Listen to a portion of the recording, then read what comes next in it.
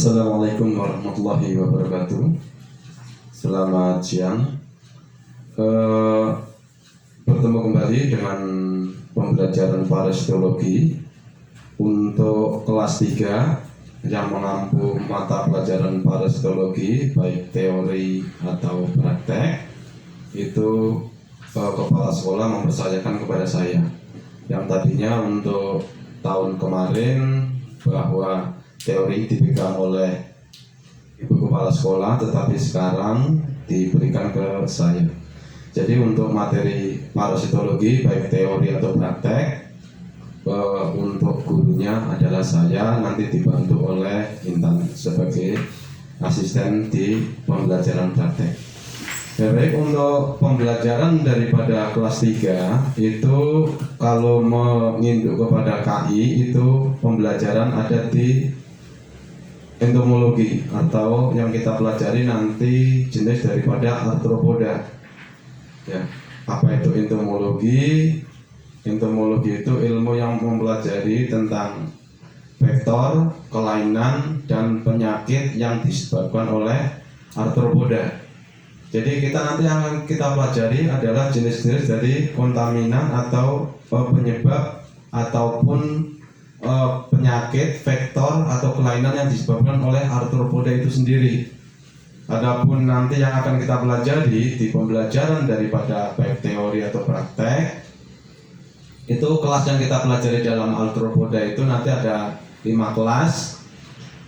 Yang pertama adalah kelas krustasea, baru yang kedua itu ada kelas daripada chilopoda, baru yang ketiga kelas diplopoda, yang keempat kelas daripada arachnida, dan yang kelima adalah kelas daripada insekta. Nah, untuk pembelajaran di awal, nanti pada saat praktek kita langsung masuk ke pembelajaran di kelas insekta, yaitu kelas terakhir yang tadi saya sampaikan. Nah, di kelas insekta itu apa saja sih yang akan kita pelajari? Kalau di kelas insekta itu nanti yang kita pelajari adalah ordo daripada Diptera. Familinya yaitu Culicidae, itu familinya. Saya ulangi lagi, untuk ordonya adalah ordo Diptera, untuk familinya adalah Culicidae. Nah, pembagian Culicidae itu ada 3 tribus. Yang pertama adalah tribus Anopelini. Pada tribus Anopelini itu yang kita pelajari nanti spesiesnya adalah Anopheles. Yang kedua adalah tribus Culicini. Untuk tribus Culicini ini ada 3 spesies yang akan kita pelajari. Yang pertama adalah spesies daripada Aedes. Baru yang kedua spesies daripada culek, dan yang ketiga spesies daripada Mansonia. Ini di tribus Culicini. Sementara untuk yang ketiga tribus Toxorynchitini, itu yang kita pelajari nanti Toxorynchites. Nah, itu untuk spesies yang akan kita pelajari. Adapun di kelas insekta nanti di ordo yang lain itu nanti masih banyak, tetapi tidak akan saya sampaikan di kesempatan ini, karena untuk kesempatan ini kita akan membahas di ordo Diptera dulu, yaitu untuk insekta ordo Diptera. Untuk familinya adalah Culicidae dan tribusnya Culicini, Anopelini, dan Toxorynchitini. Nah, untuk yang kita pelajari di masing-masing daripada spesiesnya itu antara lain nanti kita mengenal bentuk daripada morfologinya. Jadi nanti kalian harus mengerti seluruhnya bentuk daripada morfologinya. Mulai dari bentuk daripada kepala, karena nanti di kepala antara jantan sama betina itu nanti ada pembeda, baik jantan Anopheles atau jantan Culicini itu ada pembeda. Begitu juga betinanya. Betina daripada anopel ini itu juga berbeda jauh dengan kelompok Tribus culicini. Ini pembedanya. Yang kedua, nanti yang akan kita bedakan lagi nanti dari bentuk sayap. Masing-masing spesies mempunyai bentuk sayap yang berbeda, yang bisa kita kenali.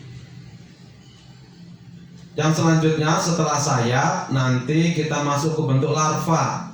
Nah, bentuk larva juga sama. Antara bentuk Anopheles, bentuk larva daripada culek, Mansonia dan Aedes itu mempunyai ciri yang berbeda-beda dan kita dapat mengenalinya. Yang selanjutnya nanti bentuk daripada telurnya. Itu nanti bentuk daripada telur juga kita berbeda-beda. Nanti akan kita pelajari satu persatu sehingga kita nanti pada saat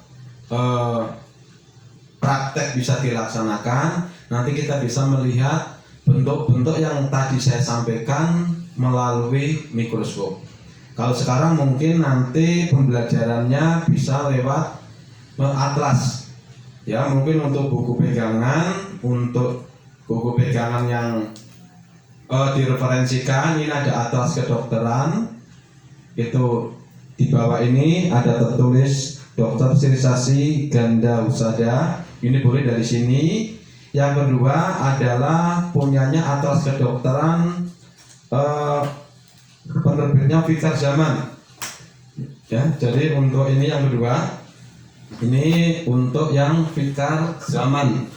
Ya, ini di sini juga bisa kita lihat untuk sebagai bahan referensi pembelajaran kita di parasitologi.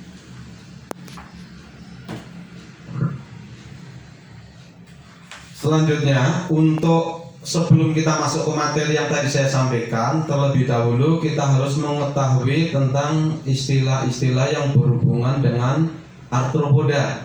Biar nanti kita mengerti apa yang disampaikan, kalian mengerti tentang definisinya. Nah, untuk bentuk daripada istilah-istilah yang berhubungan dengan arthropoda, ini di sini ada 2 halaman. Ini lumayan banyak. Nanti saya kirim lewat grup saja, nanti bisa kalian pelajari. Karena nanti di istilah-istilah yang berhubungan dengan arthropoda ini, pada saat nanti saya menerangkan bentuk-bentuk yang ada di gambar, itu kalian sudah mengerti yang ada di buku. Contoh umpamanya di sini ada kata-kata exoskeleton, karena itu merupakan ciri daripada arthropoda, yaitu rangka luar. Itu biar kalian ngerti, karena nanti pada saat pembelajaran mungkin yang akan saya sebutkan adalah exoskeletnya. Nah, artinya nanti kalian seluruhnya sudah mengerti. Ini ada lumayan banyak, nanti silakan kalian pelajari. Jadi nanti pada saat kita bisa bertemu di sekolah untuk praktek, nanti bisa kita sampaikan. Ya, sehingga apa yang menjadi ganjalan nanti pada saat kalian baca tidak mengerti artinya, nanti boleh kalian tanyakan. Yang selanjutnya itu untuk istilah-istilah yang berhubungan dengan arthropoda. Yang selanjutnya untuk pembahasan kita yang pertama adalah nanti kita masuk ke morfologi daripada nyamuk. Karena untuk insektisida, kelas daripada insektisida, untuk Anopheles itu yang kita pelajari adalah bentuk daripada nyamuk. Nah, untuk bentuk daripada nyamuk di sini juga ada gambarnya, termasuk ada keterangan gambar. Nanti juga akan saya kirim ke kalian untuk dipelajari. Ini di sini adalah bentuk proboscis, bentuk antena, ada palpusnya, kiri kanan ada mata majemuk, baru nanti ada bagian toraknya atau bagian dadanya. Kalau yang tadi untuk bagian kepala itu terdiri atas proboscis, kiri kanan proboscis itu ada palpus, dan kiri kanan palpus ada antena. Itu untuk bagian kepala. Terus untuk selanjutnya bagian yang kedua atau bagian tengah itu bagian torak atau bagian dada. Di torak itu ada torak segmen pertama, torak segmen kedua, dan torak segmen terakhir. Di bawah torak itu ada skutellum, Itu untuk bentuk skutellum itu antara bentuk Anopeleni dan bentuk Culicini juga berbeda bentuknya. Baru di bawah skutellum itu ada postnotum dan kiri kanan postnotum itu ada halter. Itu untuk bagian torak, dan di torak ini tumbuh yang namanya nanti sayap. Nanti untuk bentuk-bentuk umbai itu akan dipelajari di pembelajaran teori, karena nanti untuk nyamuk atau insekta itu untuk di pembelajaran tentang nyamuk itu dia mempunyai umbi yang ada di kepala, umbi yang ada di torak, dan umbi yang ada di abdomen. Itu nanti dipelajari di pembelajaran teori daripada parasitologi. Terus yang selanjutnya untuk bentuk daripada abdomennya, yang ketiga tadi ada kepala, ada torak, dan ada abdomen. Abdomen itu nanti ruas daripada abdomennya itu ada 10 ruas, di mana 2 ruas terakhir itu berfungsi sebagai alat kelamin. Itu untuk di bentuk daripada morfologi nyamuk. Terus untuk selanjutnya kita masuk ke kepala daripada Anopheles. Ini nanti di sini udah saya nanti tinggal saya bagian kalian. Ini untuk bentuk daripada kepala Anopheles jantan dan kepala Anopheles betina. Terus ada Culicini jantan dan ada Culicini betina. Beda antara Culicini dengan Anopheles baik yang jantan atau yang betina, kita mulai dari bentuk kepala jantan. Kalau kepala jantan untuk bentuk daripada yang pertama, untuk bentuk jantan sama betina,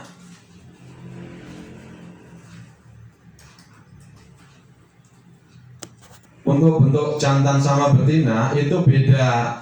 Pada saat kita melihat ini nyamuk jantan atau betina, kita melihat bentuk daripada antenanya. Antena itu bagian yang paling luar. Jadi kalau bentuk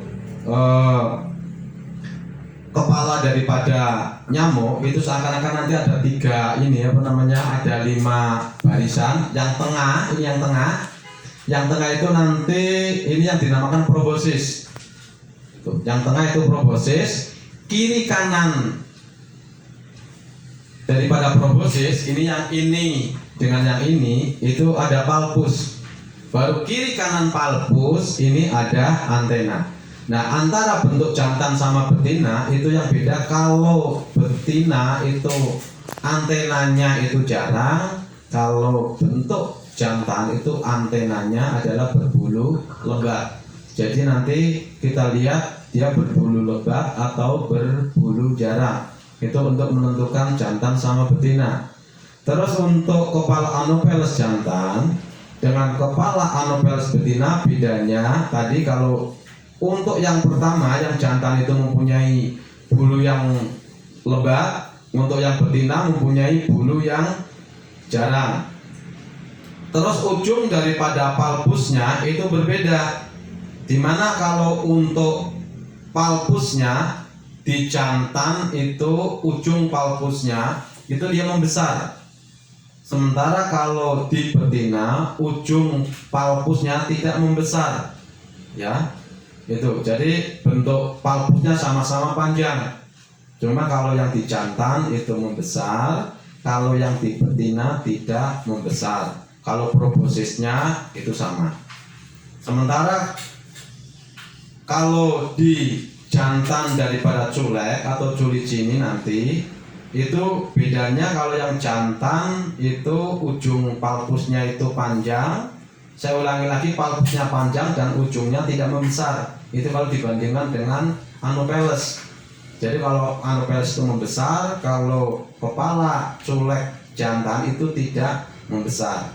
Nah, kalau betinanya di antara keduanya, kalau Anopheles jantan itu palpusnya panjang, kalau culek itu palpusnya pendek. Itu kalau dibedakan antar spesies antara Anopheles dan dengan culek.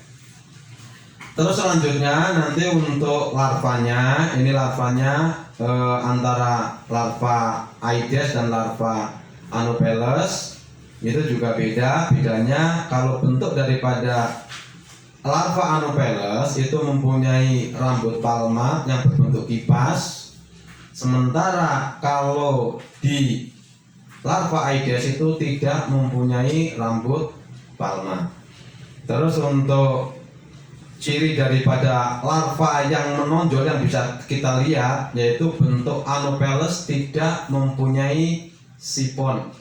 Sementara kalau kelompok daripada Culicini itu mempunyai sipon, baik Aedes, Culex atau Mansonia, itu bentuk yang bisa kita lihat. Terus untuk selanjutnya bentuk daripada pembelajaran kita mungkin itu saja yang bisa saya sampaikan, yaitu pembedanya. Terus untuk di telurnya, jadi untuk telur daripada Anopheles ini mempunyai pelampung. Jadi di sisi kedua sisinya itu mempunyai pelampung. Itu ciri di telur daripada Anopheles. Sementara untuk bentuk sayapnya, di sayapnya itu ada sisik-sisik sayapnya itu dia bergerombol. Itu untuk bentuk daripada sayap Anopheles. Mungkin itu saja yang bisa saya sampaikan.